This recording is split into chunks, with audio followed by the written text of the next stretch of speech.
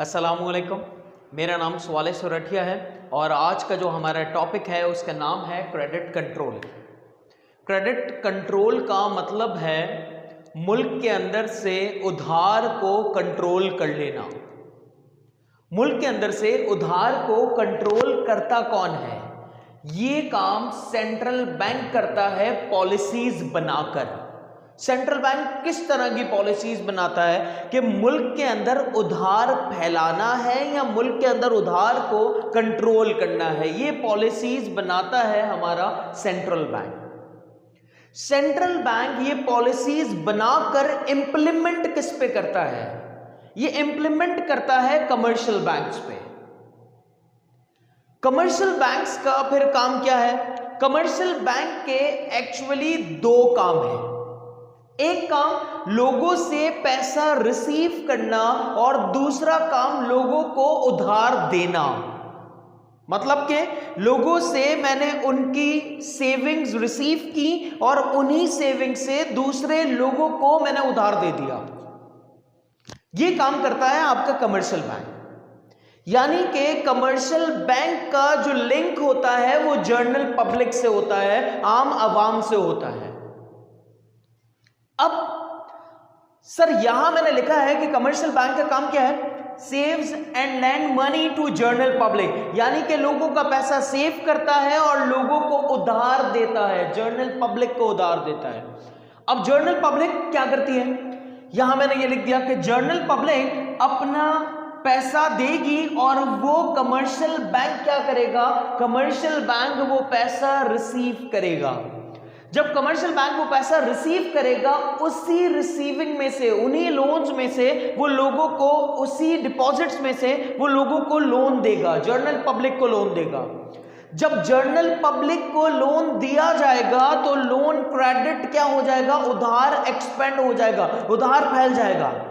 आज तक जिसके पास कुछ भी नहीं था वो कमर्शियल बैंक के पास जाकर पैसा ले सकता है। इसका मतलब मुल्क के अंदर उधार क्या हो जाएगा? एक्सपेंड हो जाएगा, फैल जाएगा। तो सेंट्रल बैंक करता क्या है कि ये जो मुल्क में उधार फैलता जा रहा है, इस फैले हुए उधार को कंट्रोल करता है। कंट्रोल क्यों करता है? क्योंकि मुल्क के अंदर महंगाई को कंट्रोल किया जा सके, इन्फ्लेशन को कंट्रोल किया जा सके। कैसे इन्फ्लेशन कंट्रोल होती है किसी दिन इंशाल्लाह किसी और वीडियो में आपको मैं जरूर बताऊंगा। अभी ये सुन लेते हैं, एक एग्जाम्पल है छोटी सी। इसका मतलब कि सर जब भी कभी हम लोन देंगे जनरल पब्लिक को तो मुल्क के अंदर उधार क्या हो जाएगा? फैल जाएगा। उस uधार को फैलाने से रोकने को हम क्रेडिट कंट्रोल कहते हैं। एक एग्जाम्पल सुनते हैं। फॉर एग्जाम्पल, अगर मैं आपसे ये कह दूं कि एक लड़का, उसने अपनी पसंद की शादी की, यानी कि लव मैरिज की है।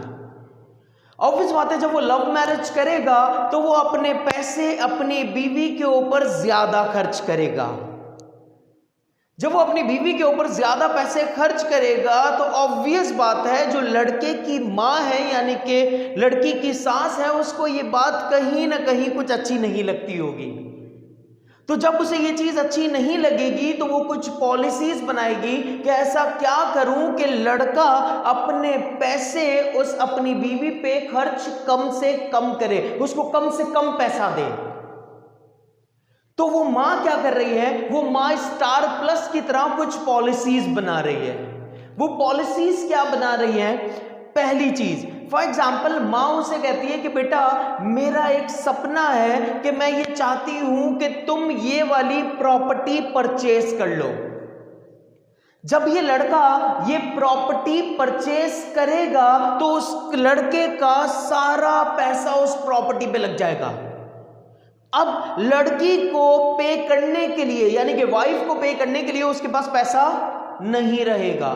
तो the most easiest thing is कि ये क्या कर रही है? ये पॉलिसीज बना रही है, यानी कि ये हमारी सेंट्रल बैंक है जो कि पॉलिसी बनाती है, और ये हमारा कमर्शियल बैंक है जो लोगों को लोन दे रहा है। ये हमारा कमर्शियल बैंक है जो लोगों को लोन दे रहा है, और ये समझ लें ये जनरल पब्लिक है। अगर इसके पास पैसा ही नहीं होगा तो ये ऑब्वियस बात है जनरल पब्लिक को पैसा दे ही नहीं सकता, तो मुल्क के अंदर क्रेडिट क्या हो जाएगा, कंट्रोल हो जाएगा। तो ये पॉलिसी किसने बनाई, ये पॉलिसी बनाई सेंट्रल बैंक ने, इसको इंप्लीमेंट किया कमर्शियल बैंक पे, और कमर्शियल बैंक के ऊपर जब इंप्लीमेंट किया तो ऑब्वियस बात है अफेक्टेड पार्टी कौन थी, जनरल पब्लिक, जिनको उधार नहीं मिल सका। Thank you so much. ये सिर्फ इंट्रोडक्शन था, इसके जो मेथड्स हैं ये हम दूसरी क्लास में इंशाल्लाह डिस्कस करेंगे। Thank you.